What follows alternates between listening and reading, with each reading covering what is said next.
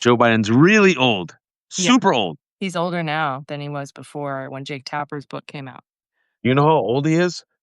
I want my show back. That's what I'm going to do to you, Allison. Did you see that clip between Anderson Cooper and Jake Tapper? No. Give me my show back.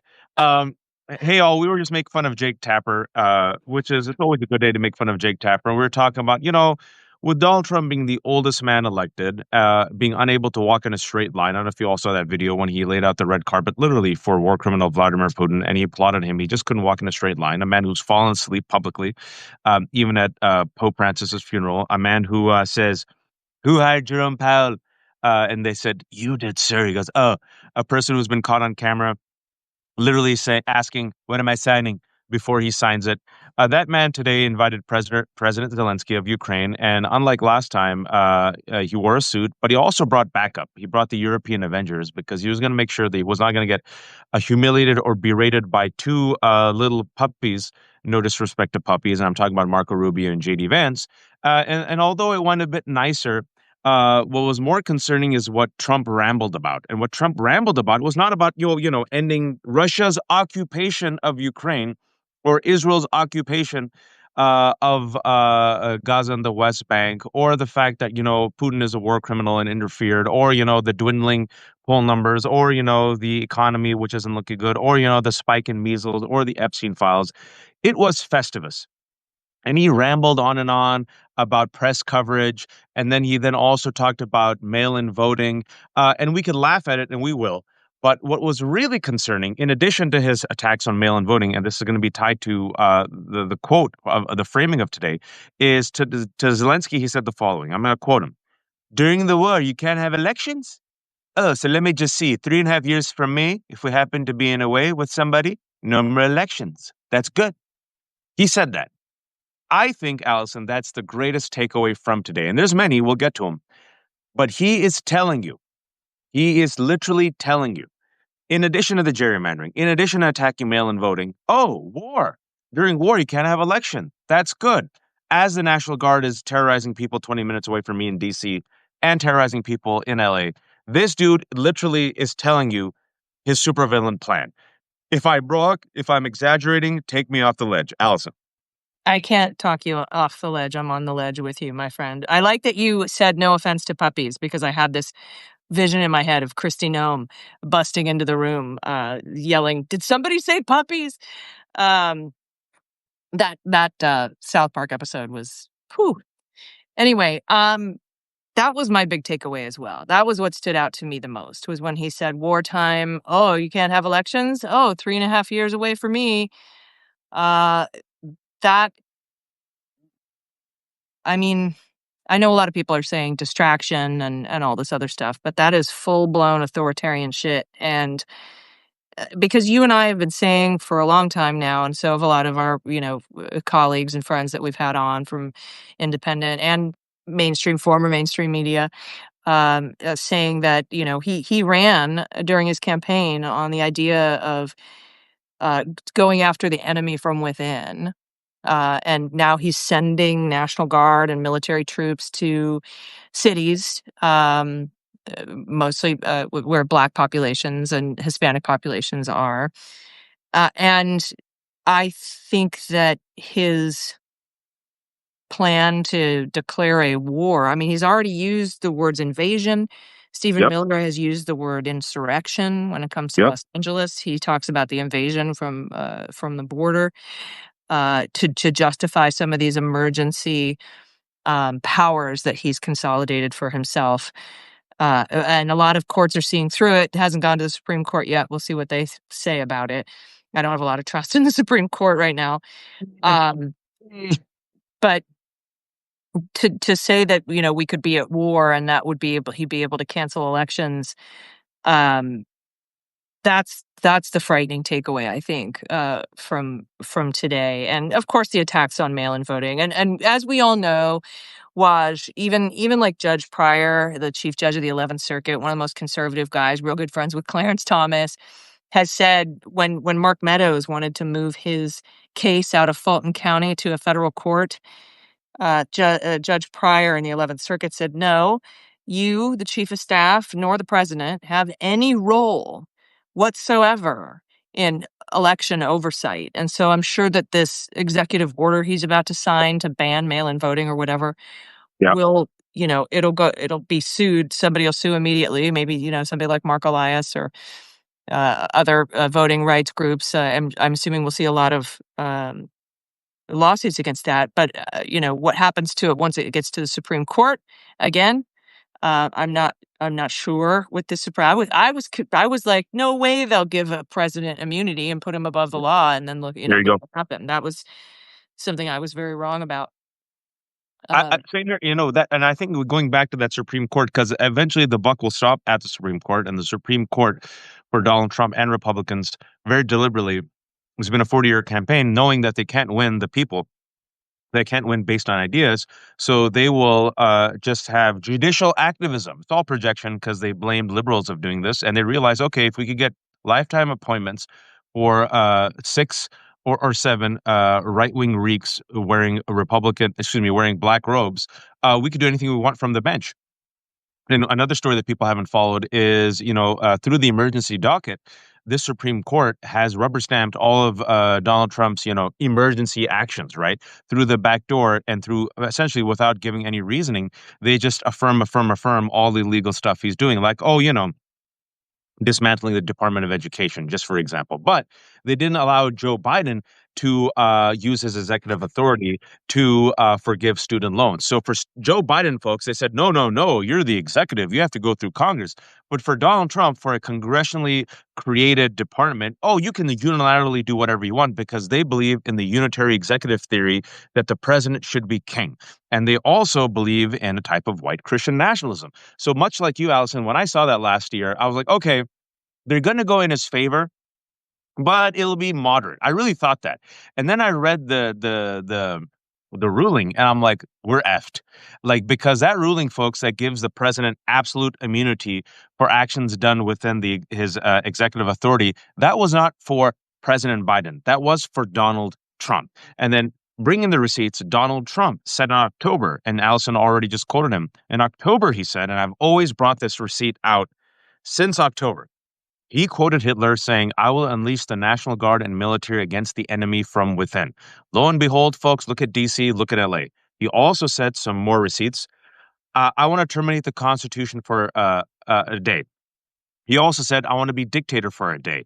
He has also praised Putin, MBS, and their broad, expansive powers. He has attacked the free press, calling them the enemy of the state. That's Stalin's language, right? He also has joked and then later stopped joking about becoming president for a third time, which is unconstitutional, and then talked about, oh, there's ways to get it done.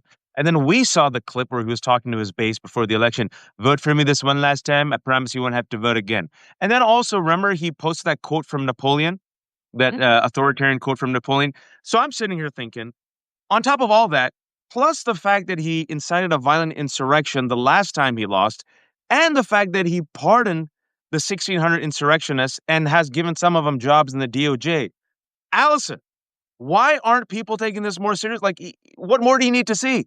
It's like literally he's telling you, and not just telling you, Allison, he has showed you. Yeah, it's kind of a mystery to me. Although I guess the mystery of corporate media isn't so much of a mystery as to why it's kind of being normalized. But to go back to the immunity thing, you talked about. I thought what they would do is say that his official acts are immune, which is already how it is.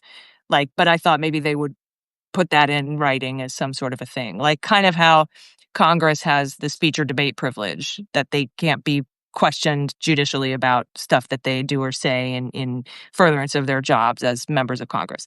I thought that would be the extent of it. But it went further. When you say absolute immunity, first of all, unofficial acts are given presumed immunity, and the burden is on the government or the plaintiff to prove that that one of those acts is not immune from prosecution. Those are unofficial acts. And then they took it a step further, the thing that Amy Coney Barrett disagreed with, which was that evidence of can't be used in court if the evidence could be presumed immune. So, like, if he was going to get a bribe, like if he gave somebody an ambassadorship in exchange for a blowjob, I don't know, whatever.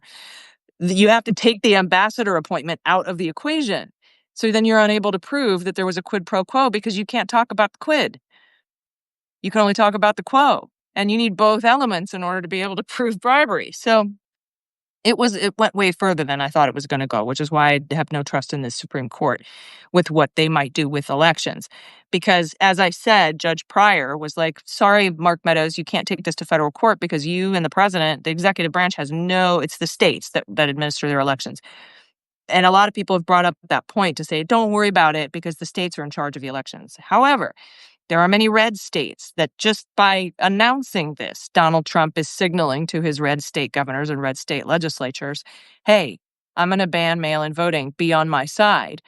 It's going to be interesting to see where the rubber meets the road with this, because you and I have long talked about, for example, in the big billionaire bailout bill, whether or not these Republicans would disenfranchise their own constituents in order to go along with what Donald Trump said. I said we may see a reckoning where some of the Republicans in Congress are like, you don't have to get elected again, but I do, bro. And they all ended up bending the knee. Now, with regard to this, canceling mail-in voting in any state, first of all, you're disenfranchising the entire military. Whether they're overseas or not, you still have to mail-in vote. If you're, from Mississippi and you're stationed at Nellis or Lockland, you get to mail-in vote in Mississippi because that's where your home is. And that goes away. And many Republicans vote by mail, including Donald Trump, by the way. Yep. Yep. And so they would actually be shooting themselves in the foot. So in this case, when it comes to not just kowtowing to Trump over their constituents, they're going to have to sacrifice several Republican votes for mail-in voting in their own states in order to get his agenda on whatever the executive order for canceling mail-in voting looks like.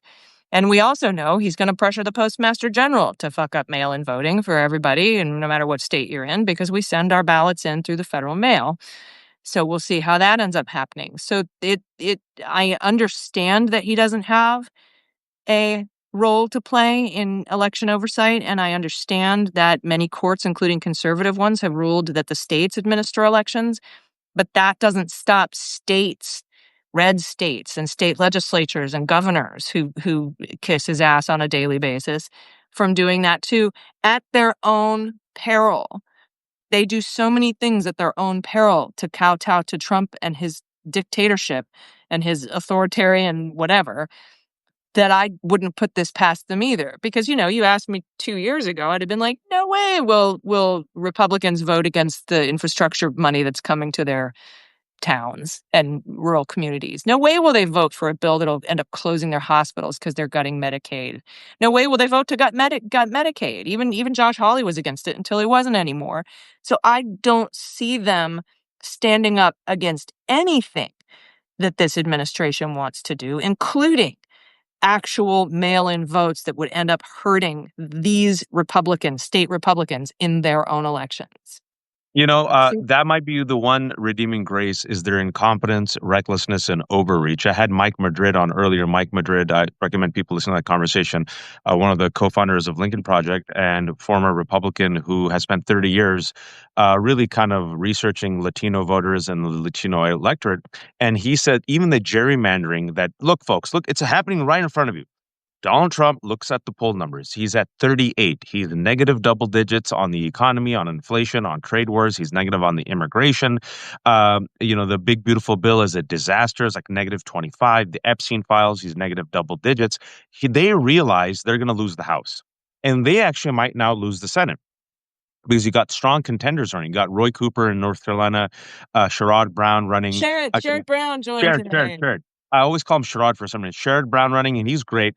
And the economy is going to get worse in the next 6 months. So he realizes, okay, and we've always been thinking about this. Like, if you have a big, beautiful bill, your signature piece of legislation, and you're negative 25, you should be freaked out. Why aren't these Republicans freaked out? And then Donald Trump, a few weeks ago, if you recall, and we've been following it on the left hook, they said, electoral reform. And I said, watch for that space. Electoral reform means gerrymandering and rigging the votes. And look what happened. He has now bullied Texas Republicans to gerrymander. They're openly telling you we're going to gerrymander. Why? To get 5 seats. Don't even hide it. Now JD Vance and Donald Trump are bullying Ohio, but Ohio is like, yo, bro, hold on. This might not actually work out. In addition to the gerrymandering, he's unleashed the National Guard like he promised. So he's normalizing the presence of the military on U.S. streets. And then in the last week, mail in voting. And specifically, with last week, it was Putin. Putin who got in his ear and said, you should get rid of mail in voting. No other country does it, even though every other country does it. America does it. You voted in it. And Putin's the worm ear, right? Russia does it. Russia does it. The worm ear is put in there by Putin. And it all goes to show you, right? When Mike said this might be a backlash and an overreach, because Mike said, following even just the Latino trends, he says the gerrymandering in Texas alone, what Republicans are banking on, and what, Mike and I had this conversation, what Miller and Bannon have said is we just need to win over the majority of whites and we peel off enough Latinos and black voters and we rule for the next 40 years. Bannon said this 10 years ago. The flaw in that thinking is that they think that the base will be unified. They're convinced that the MAGA base will stay together, that there will be no cracks and fissures. And what we're witnessing are cracks and fissures. And Mike said, this is not a gerrymander. This actually might be a dummy mander because 3 of those districts are heavily Latino that actually went for Beto. And next year, Allison, he says, if things go as bad as we think they're going to go bad, their gerrymandering might actually end up, wait for it, dooming them in Texas. And also these mail-in ballots, like you said, will end up screwing them. And also, you're going to get the Medicaid hits, and the economy is going to go down, and Epstein files. So in a strange way, folks, and this is me being super hopeful, even though it's super dangerous, as they are openly, folks, this is not conjecture, they're openly doing this, attacking mail-in voting, which is legal and constitutional, which, like as Allison said, Russia does it, U.S. does it, Donald Trump does it, gerrymandering openly to steal seats. How do we know? Because they said it. And flirting with martial law, maybe, just maybe, they might end up screwing themselves literally screwing themselves and their careers and their majorities while also screwing our democracy. But I yield the floor to you, Allison. Yeah, back in the 2020 election, I called that the Longshanks plan. Because if you remember in Braveheart I do. That's a deep cut. Well done. when Longshanks ordered the archers to fire at the scrum in the middle, and somebody said, "But sir, won't we hit our own men?" And he goes, "Oh, yes, but we'll hit theirs as well." And I think they were banking on COVID killing more Democrats than Republicans, which is why they kept the PPE from us and didn't report the numbers and all that. But I call it that the Longshanks thing, and that's what we're looking at here. And with regard to the redistricting, we have to remember the Senate isn't touched by redrawn maps. Those are statewide elections. So Yep. we also now, with these new announcements about people running for the Senate, and we were looking at the Senate map in 2026 saying it's an impossibility, but maybe it's not. Maybe we can also flip the Senate if they fuck the House up bad enough with their gerrymandering. And also, I wanted to just kind of also make sure everybody understands the Democrats returning to Texas. The Texas Democrats are returning. They're going to get their quorum. The Republicans will. They'll vote the maps in.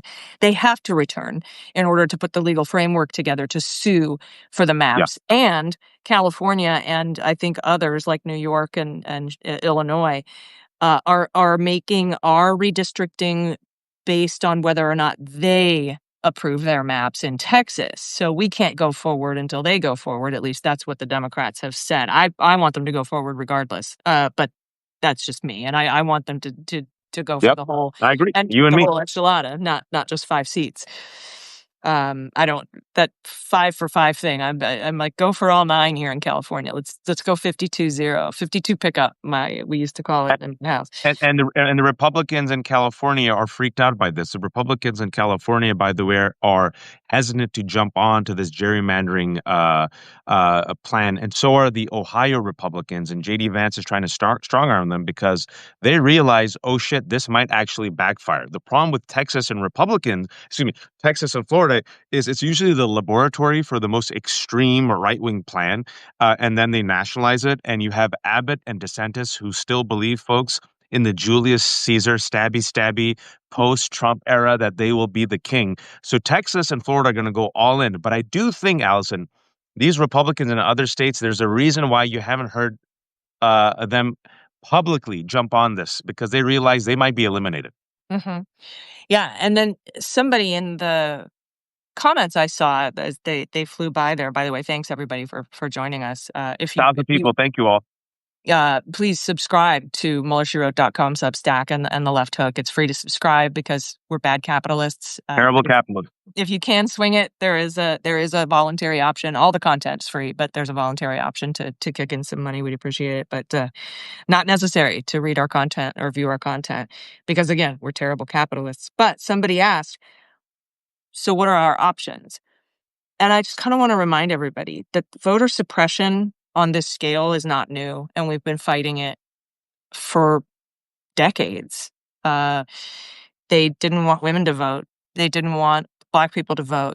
They want to. They want to. They've been gerrymandering forever. If you remember that census thing from that Hollander guy or whatever his name was, who said that they want to pack and crack all these districts and completely dilute the vote. That we saw it, we're seeing it happen in Louisiana and Alabama and Arkansas. You know, they pack and crack these districts and dilute the power of the Black voters in those districts. This isn't new. We've always been. I think we're right now by default 7 to 10 points down on the general ballot because of the voter suppression. They try to pass laws, ID laws, voter ID laws.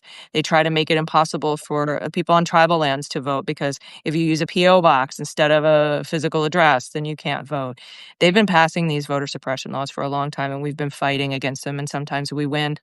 And so I want to encourage people to continue to vote, make plans to vote, talk to the people in your neighborhoods and your communities to make sure that they have plans to vote, offer rides to people to vote. We just have to continue to do everything we can to make sure as many ballots are cast as possible in the face of this kind of voter suppression.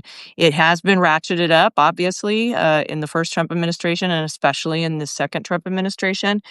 But I just want everybody to remember that we have won before, and we've won big, even with all of the voter suppression tactics and laws passed in these red states and tried to be perpetrated by this administration or this particular president in the past. We've defeated them. We've done it so far this year. I mean, we're about average 15 points ahead of where we were before in a ton of local races. We saw what happened in Wisconsin. We saw what happened in Florida 1 and Florida 6, where we Yep. made up 22 points. So what happened in Rhode Island and Iowa and San Antonio, the mayoral race, some of these school board races in Nebraska. We are kicking ass with the current voter suppression that's on the table. And we just have to continue that fight and that focus and that level of organizing at the grassroots level and at our communities locally. So when folks ask what are our options, that's it. Those are our options. Help California in their ballot initiative election that's going to be coming on the ballot in November as soon as the state house and the state senate pass the resolution to put it on the ballot and put it before the voters. And that's one of the main differences between California and Texas. Don't poke the bear. We ask for consent from the voters as to whether they want to do this or not. We don't just steal people's votes like that, like they're doing in Texas. This is a response. And, you know, I've long compared it to an assault. Yep. If someone assaults me and I punch them, we both aren't guilty of assault. Only the assaulter is, and this is an assault on voting rights, and so we're punching back, and it's self-defense, and it's something that's necessary and has to be done. So, if for those asking, what do we do? That would be my answer. That's a fantastic answer. I want to remind people also in 2020, the Supreme Court made it almost impossible for people to vote also and said, oh, no, you have to go in person. Remember that? That was during a pandemic, before a vaccine, while these Supreme Court justices, these frauds, were able to send in their ballots. Remember that, Allison? And in some places, such as the battleground states in Wisconsin, where there were a lot of Democrats and Black voters, they said, no, you have to be in person. And guess what happened, folks? People during a pandemic, without a vaccine, were in person with huge ass lines. They voted. Joe Biden flipped 5 states. He still has a record number of votes, more so than any other president. Donald Trump got a lot of votes as well. Donald Trump has never crossed 50%. He's always been unpopular, and now he's at 38. He's the most unpopular president in the first 7 months since Donald Trump. The economy is going to go bad, folks. I hate to say it, but it's going to go bad. Epstein files, it's bipartisan support. that wants more release of Epstein's files. He's negative double digits. He's old. He's rattled. When it comes to Russia and Ukraine, folks, that used to be a strong issue for Republicans. Now Republicans are plus 10 on sending Ukraine weapons and financial aid, and they're down on Russia, especially. You saw when Putin visited, they went live to Fox. And the Fox correspondent, they were shocked by what they saw. And the Fox correspondent said, Putin came here to America and steamrolled Trump. You're seeing Rupert Murdoch with the stabby with the Wall Street Journal, leak about the Epstein files. He's -5 on immigration. He's +1 on crime, but he's going to overreach. He already overreached. Just wait 2 weeks, folks. My prediction is when more and more people see videos and photos of these thugs, these Trump Gestapo in the nation's capital and what they're doing to innocent folks, he's going to go negative. So this is all bad for Donald Trump. You got to vote. But in addition to voting, folks, I say you have to fight. You finally have to fight. And we talked about this before, where DNC chair Ken Martin, I think 2 weeks ago, said, we're finally going to we're going to fight fire with fire. We're no longer going to bring a knife to a gunfight. He's getting there, Allison. He's getting there. But I think, the time to civility is over. Economic anxiety is over. Hillbilly elegy is over. I'm done. You still support Trump. You're an enemy of democracy. You're an enemy of people of color. You're an enemy of immigrants. I don't need to reach out to you. I don't need to convince you. I'm going to rally the majority, and I'm going to get in the caravan, and we're going to move forward. I'm going to mock you. I'm going to ridicule you. I'm going to humiliate you. I'm going to use every legal tactic in my book to get the majority, and then inshallah, the door will be open. If you come around and say, shit, man, I'm so sorry, I effed up, come on in. But I'm not wasting my time. And I recommend everyone now, don't waste your time. South Park energy, right? Mock him and ridicule him. And Gavin Newsom, who effed up a couple of months ago, and I'm going to call him out for effing up, because he, like so many other Democrats, said, let me throw woke under the bus. Let me throw transgender people under the bus. Let me have Charlie Kirk and friggin' Steve Bannon on my podcast and concede to them. Where did that get you, folks? Maybe listen to me and Allison. Where did that get you?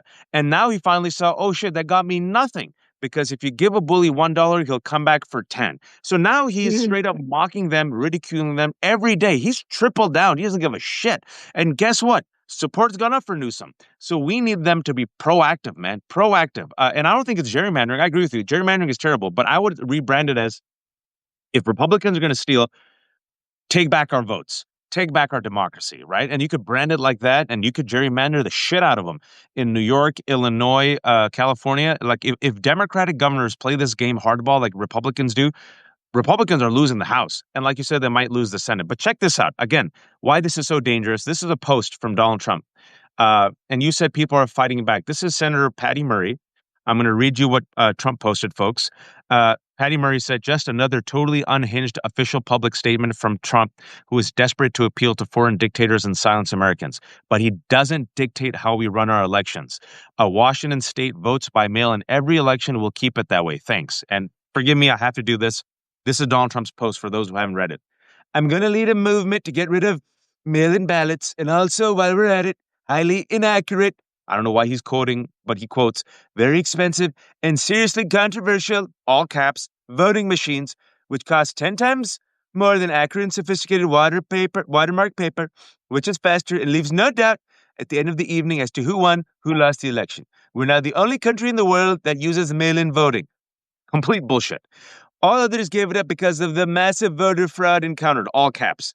We will begin the effort, which will be strongly opposed by the Democrats because they cheat at levels never seen before, all caps, by signing an executive order to help bring honesty to the 26 midterm elections. Yada, yada, yada, yada, yada. And then the final rant is all caps for no reason. He says, mail-in scam, all caps. And then the next 5 lines, all caps. Elections can never be honest with mail-in ballots voting, and everybody, in particular the Democrats, knows this. The Republican Party would fight like hell to bring honesty and integrity back to elections.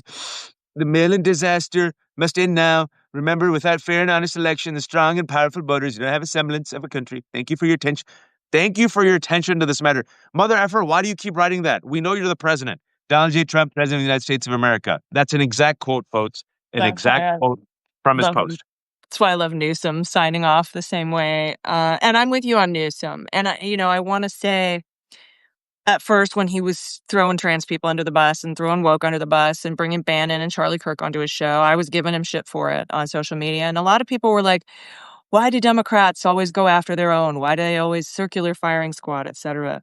And it's because pushback like that, There you go. constructive feedback works. There you And go. now he's not doing that anymore. And instead, he's doing this amazing thing in California. So that's why. Now, will I do it 3 months before a general election against the only candidate running against Donald Trump? No, I'm not going to do that. But will I do it in an off year against a governor who's not going to be running again, but may run in 2028 for the presidential campaign because I want him to do something better and I want him to be better? Yeah, I will do that. Absolutely. It does work because now he's abandoned that, hasn't he? And so I just want to kind of point that out. So that's some of the work we can do. Regarding Ken Martin, he actually had a really good interview recently with Jess Craven from Chop Wood, Carry Water. And he was willing to answer all of her questions. So if you get a chance to check out that interview, I would. I think we're going to start seeing some now, especially with the California um, resolution to put that, to put that to the voters on the ballot, the redistricting, Jess is the coming on later this response. week. I think Jess is coming on later this week. I'll ask her about it. If you want to join us, let us know. We're just planning it. It's going to be the Wednesday or Thursday. yeah, we'll hear more about that, I think. So that's a really good interview. And then somebody asked, I just have to say, I saw something fly by there on the comments. Anyone notice how tired we all look and it's only Monday? Yeah. I'm going to say this. I don't think I've announced this anywhere yet, but I'm going to be starting a new weekly video podcast Oh, here on my Substack, Mueller She Wrote. Again, free to subscribe. Subscribe, please. And it'll be on the YouTube channel, on the MSW Media, where Daily Beans is on the YouTube channel there. And I just want to say I will not be wearing makeup. I refuse to pay the glam tax because I'm a woman. You will not see me wearing makeup. I will probably be wearing my jammies. I don't fucking care. I don't like video, but I have to do it because that's where the industry's going. And so I'm going to start a new weekly video news podcast. It's going to be called The Breakdown. So I hope that, that's great. That's yeah. wonderful. And you know what? Pamela Anderson, God bless her. Look, she did her entire press tour for Naked Gun. She's like, I don't care. And even when her Oscar campaign last year, when she was in The Last Showgirl, she did her entire campaign without makeup. She goes, I'm too old. I don't care. And you know what? People are getting used to it. They're like, yeah, you don't have to. It's the We Do Not Care Club. Have you seen this woman? We do not care. We do not care if you don't like our midriff shirt and we're 51 years old. We do not care if you do not like the fact that I will not wear makeup on my new weekly video news podcast. Have you seen this woman? She's No, viral. She's amazing. And she's talking about men like menopausal women. It's called the We Do Not Care Club. You must check out her videos. no, and plus, as someone said, Allison, you don't even need makeup. I thought you were wearing makeup right now. I was up at 2:40. Someone mentioned I was up at 3 a.m. today, 2:45 a.m. Interviewing Terrell Starr, who's in Ukraine. Strongly recommend people watch that interview. Terrell's an expert on Ukraine, in Ukraine right now, a black man who can like literally connects the dots from a Black American expert's point of view, connecting, imperialism with media propaganda and racism and white supremacy. And I strongly recommend people listen to that. But I look like death because I have like 400 kids, so it's always going to be this way. I'm never wearing makeup. Even when I wear makeup, even when I was on MSNBC and CNN, they put on makeup, I still looked exhausted, right? And then I always tell, I tell my wife also like goes makeup free. She doesn't need it, but like she barely does it. I'm like, how do women survive? Like the fact that women have to like live. If I was a woman, I'd be dead. I'd be dead at the age of 22 because I like hair, nail, makeup, like accessorizing, plus working, plus raising children. I'm like, I just die. I would die. So hats off to women who have to do all this stuff and all this bullshit, double standards. Forget the makeup, change it up. Change it up. I think the young generation will embrace you. People are wearing pumps now, folks. Good. Sneakers has been normalized. Good. I looked at heels. I'm like, yeah, heels are hot, but how do you walk? And my wife's like, it's terrible. It's It's so awful. painful. Yeah, my wife refuses to do it. I'm like, she goes, do you want me to wear heels? I'm like, I want you to like be able to walk and like chase after our children. So folks, that's really good news that Allison is doing that. And we need 10 toes down, folks. I kept Allison a bit longer than I thought she would. She's on she's been on a spree right now. And she just jumped on. But I want really people to pay attention to what he said today. Take it literally and seriously. Do not get distracted. This is a fascist playbook. This is authoritarianism. They have already normalized the National Guard terrorizing LA and DC. I've tried my best to tell people this is not normal. None of this is normal. The fact that the military is out here in DC, the fact that there's tanks rolling right across from the Amtrak is not normal. The fact that the president of the United States just lied and got a lie from Putin that he repeated and is attacking mail-in voting is not normal. And the fact that the press had him today and didn't question him about this shows you the failure of corporate press, right? So much bullshit that they could have called him out on and they didn't. So that's why you need independent media. And we have to be completely informed. There's more of us than there are of them. We have the majority. I'm glad Allison brought the receipts about the elections that we won. In Wisconsin, Elon Musk poured more than $20 million. $20 million for that Wisconsin Supreme Court race. Double-digit loss, folks. So I always want to remind people there's more of us than there are of them. And if we unite, no matter what they do, we might still barely win, but that's not enough. You also need fighters. And the reason why we criticize the Democrats is to get them to this moment, which they should have been at 5 years ago. Even Pete Buttigieg, you saw the pushback from Democrats, and he's like, oh shit, my answer in Gaza won't work in 2025.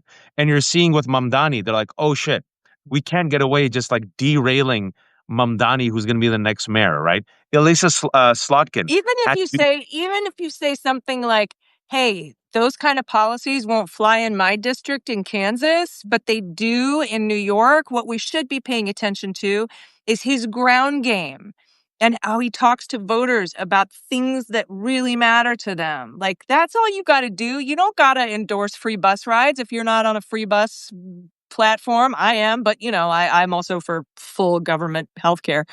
But that's just me. Uh, You so crazy flaming communist, you. How dare so you? so talk. We're fucking grown-ups. We're not 9. You can tell us that there's nuance, and not everyone can have that. Mamdani's platform can't win in every city across America, but it can in New York, and I support him. Like, why? Like, why can't you? They're sometimes still doing politics like it's 2010, and it makes no sense to me. Um, but even like when I talked to Randy Weingarten, who's been on the DNC for like a zillion years, she just recently left, but she's like, that is the recipe, the sauce, man, Mamdani sauce. That's what we need to be learning from and looking at. You don't have to specifically agree with rent freezes wherever you live if that's not going to fly in your particular district and your constituents wouldn't want that. Bernie got A rating from the NRA for a ton of years because Vermonters love their guns. But he's one of the most progressive dudes that we know, right? Like, that not everything flies everywhere. And this purity shit has to stop from the voters, but it also has to stop at the top. We have to, the weird dancing around I don't know if I agree with the Democratic Socialist Party or whatever. Like, you don't have to, man, but you got to figure out what he did in order to run away with that nomination in the biggest city, one of the biggest cities in the United States. It seems dumb to me that they would think that we aren't smart enough to know the difference. And it's kind And of Hakeem Jeffries, just a couple of days ago, when given yet another opportunity, gave Andrew Cuomo credit and said, well, Andrew Cuomo has a good point against Mamdani. It's like, read the room, read the tea leaves, forget your corporate donors, forget AIPAC, see where the party is shifting. And for the love of God, this is political malpractice. You have to embrace this guy. He keeps winning. He now leads all the other candidates. He has young Jewish voter supports. He's winning across all demographics. And look at his message. Maybe that's the recipe, but they still can't let go of that nut. And folks, that's why you need people like us from the outside pushing them, because these people respond to pressure, to votes, to money. And the Democratic establishment right now is hemorrhaging. And that's why you've seen a shift in Newsome. That's why you've seen Elissa Slotkin try to go on breaking points with Crystal Ball. That's why you saw her with Colbert. That's why you've seen people finally go, oh, is the water warm here? Can we jump in? Okay. So it sucks, but this is what we got to do, folks. different. Allison, you've been fantastic. Thank you so much. I know it's late. Such good news, folks. Allison's breaking that news that she's having a video. What would you call it? A video show, video podcast? What is it going to be called? Like, It's video podcast, video news pod. I do 3 political podcasts. I write 100 pages of script. I swim through the news day in and day out, so you don't have to. By the end of the week, I've reported on anywhere from 50 to 100 headlines, and so I'm going to break them down for you weekly on a video show, so that you can get all of the news that you need to get. There's not going to be any Scott Jenningses or any bullshit. No fear, no misogyny, no hate, no rage. It's just going to be the news. I'm going to tell you what percentage of the news was good versus what percentage of the news was bad that week.